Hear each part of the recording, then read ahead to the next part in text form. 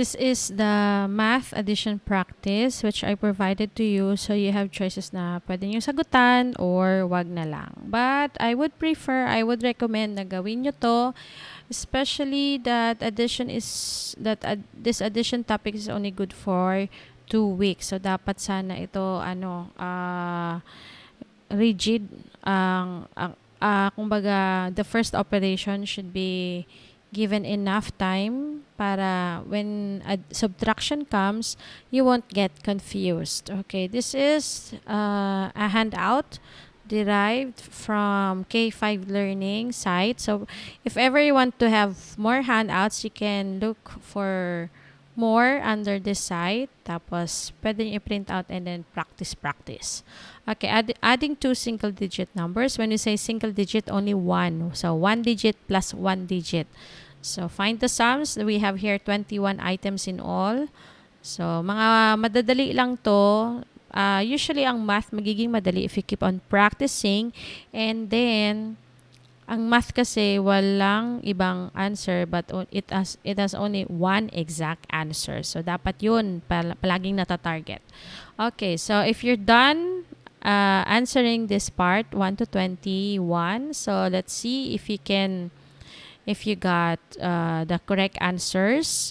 But for the mistakes that you can commit from this, wag kayong malulungkot because it will mean that you need to practice. Tingnan nyo mabuti on which part you got the wrong answers para mapag-aralan muli.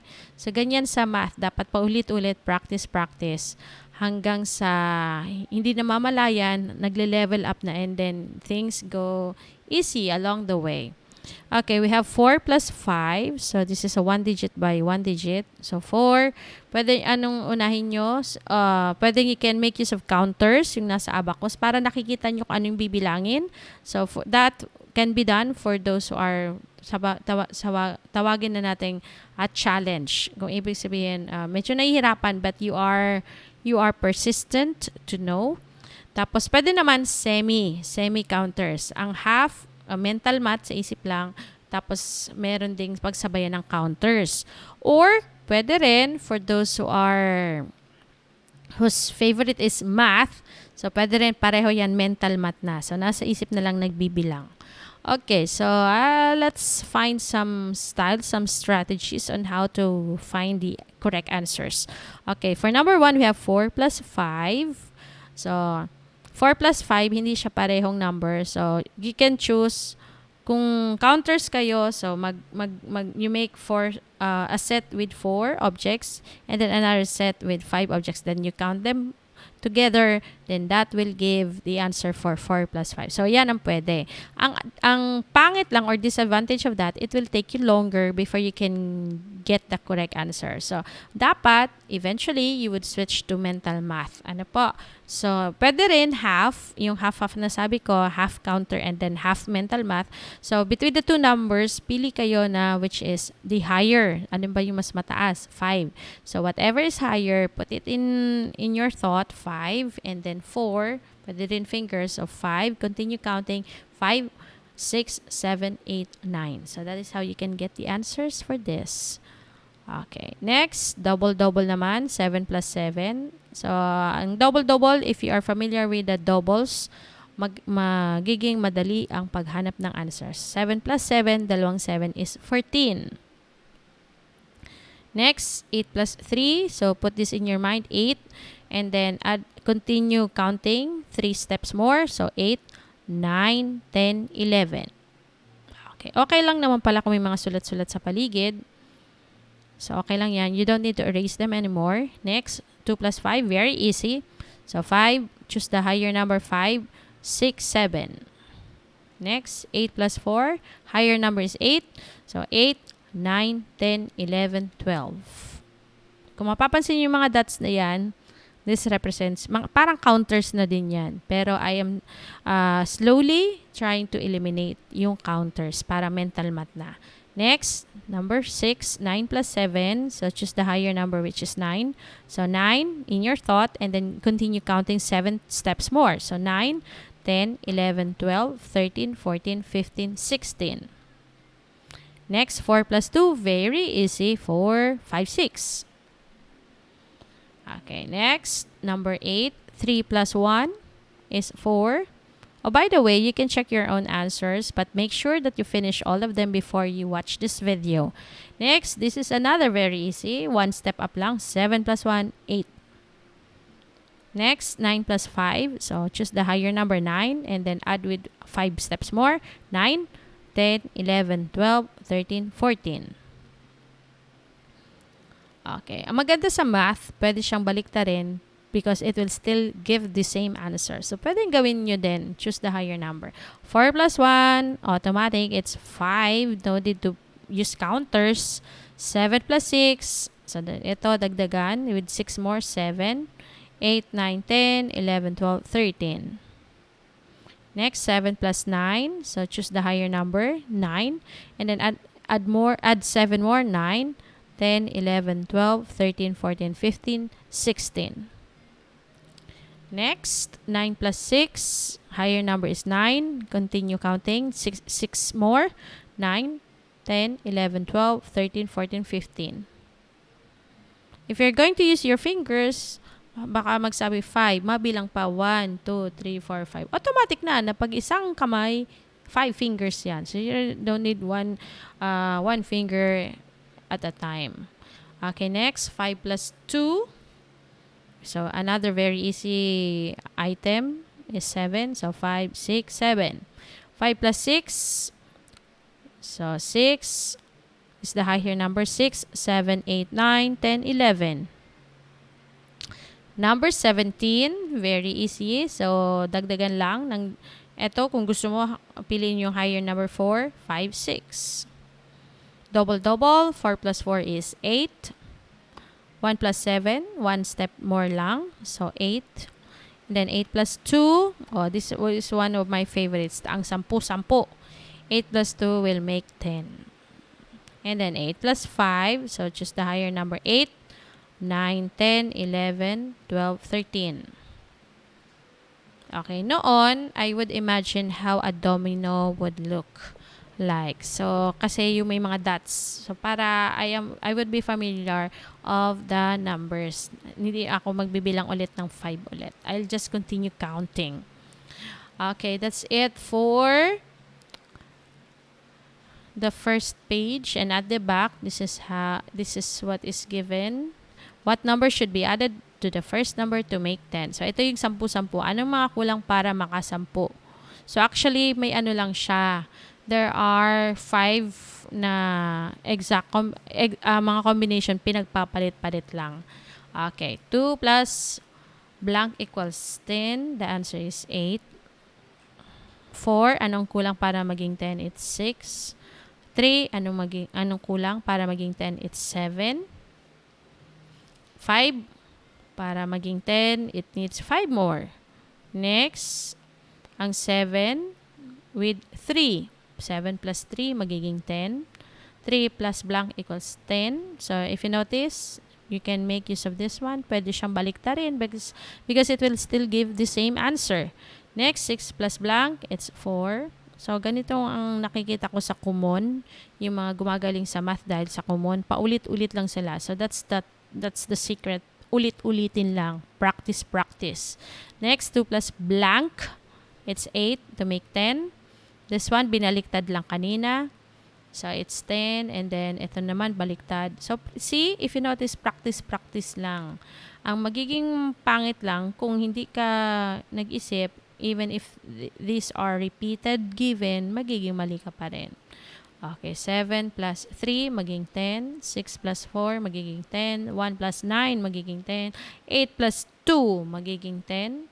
So, paulit-ulit lang siya, oh. Kaya, sa second column, maging madali na. 2 plus 8, 7 plus 3, 7 plus 3, 6 plus 4, 2 plus 8.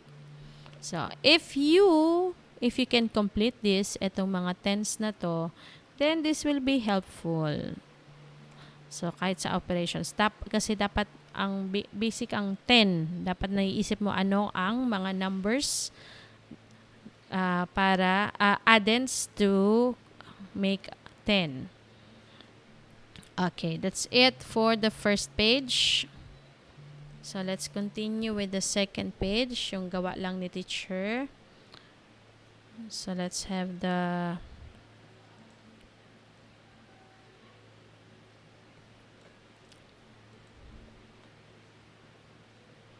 Okay, this one was...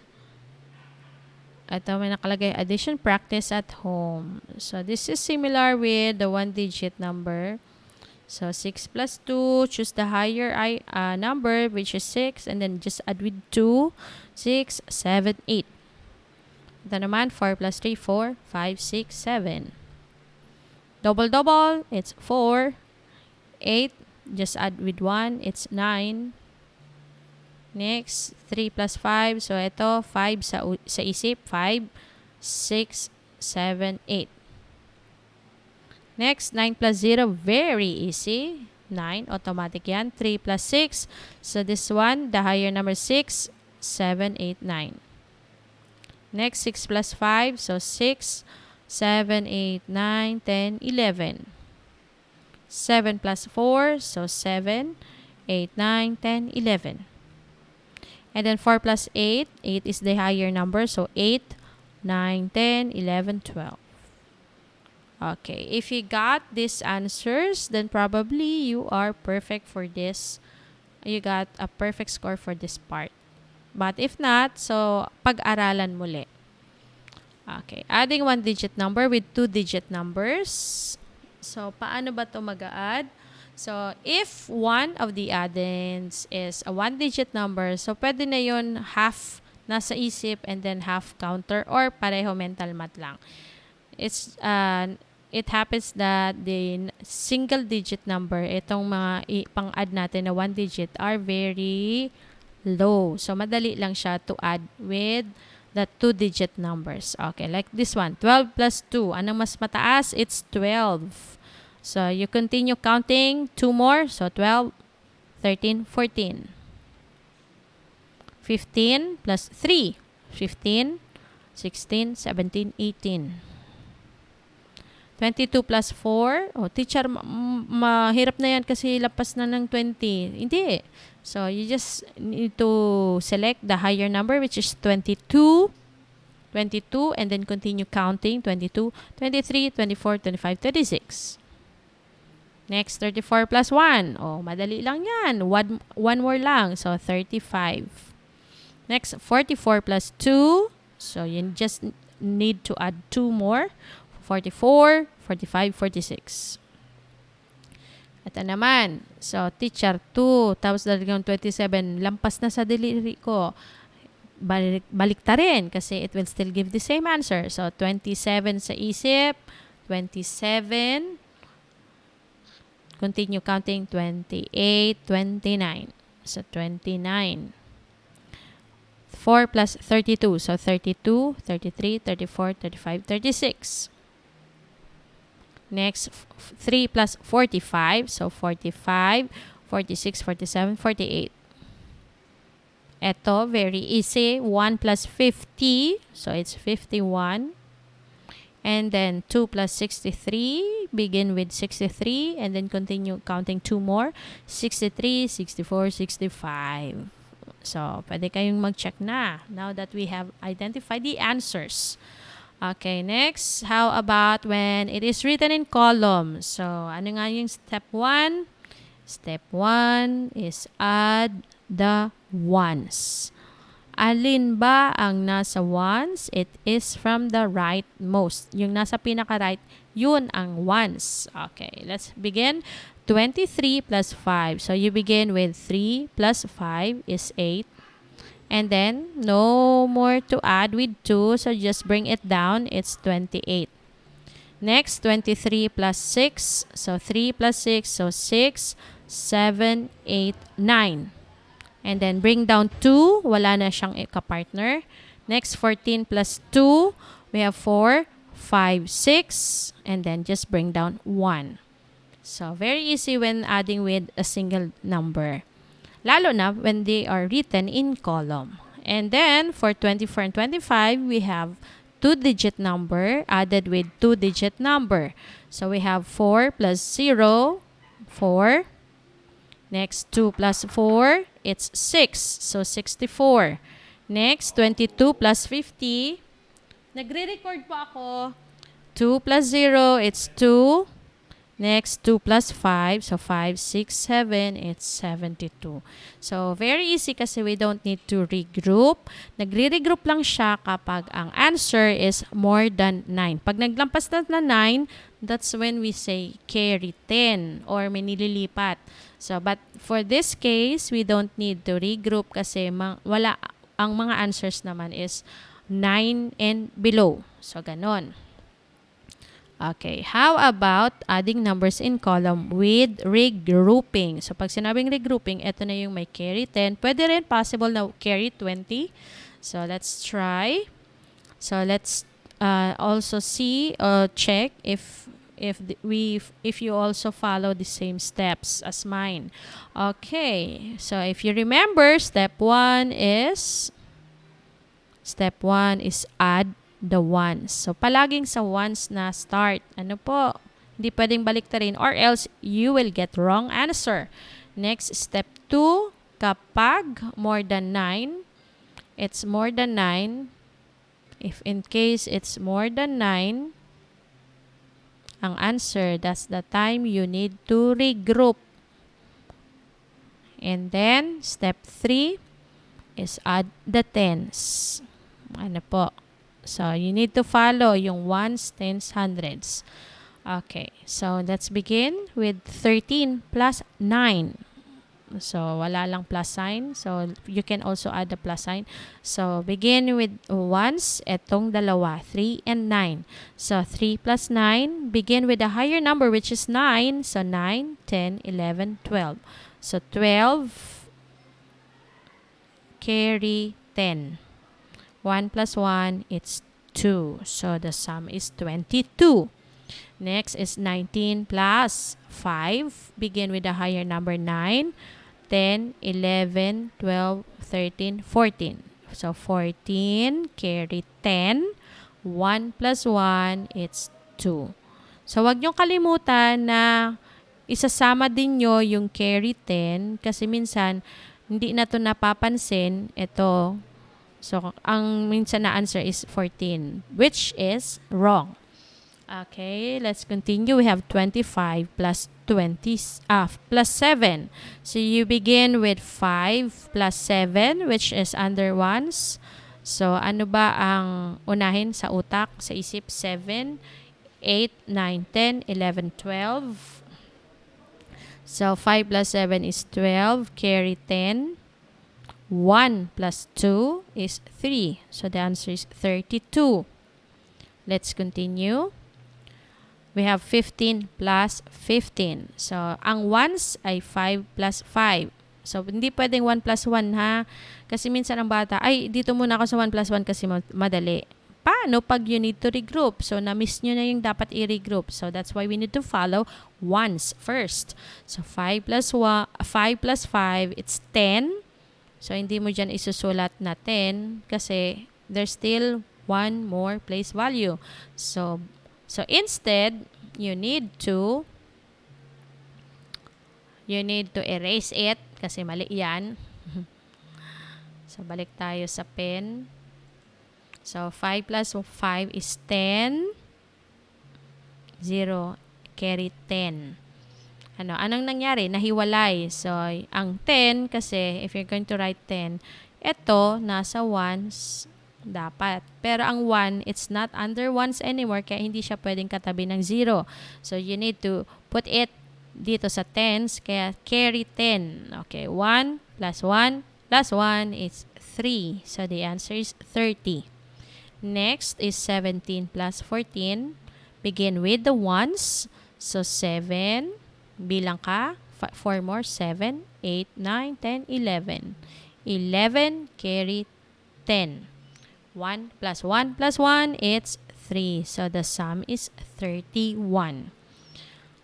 Okay, so, pwedeng gumamit pa rin ng whiteboard to practice more on adding numbers kasi by next week, iba na naman po ang because we are done with addition, it will be followed immediately with another operation which is subtraction. So bago man dumating yung may challenge pala, another level of addition. So bago man yun dumating yung week 3, so dapat ready na, kumaga familiar na with adding numbers, and then you are progressing, malapit na maging magaling. So that's it for the handouts that were given to you. So you have choice na wag nyo nang sagutan or sagutan, which is better. So that's it. Goodbye.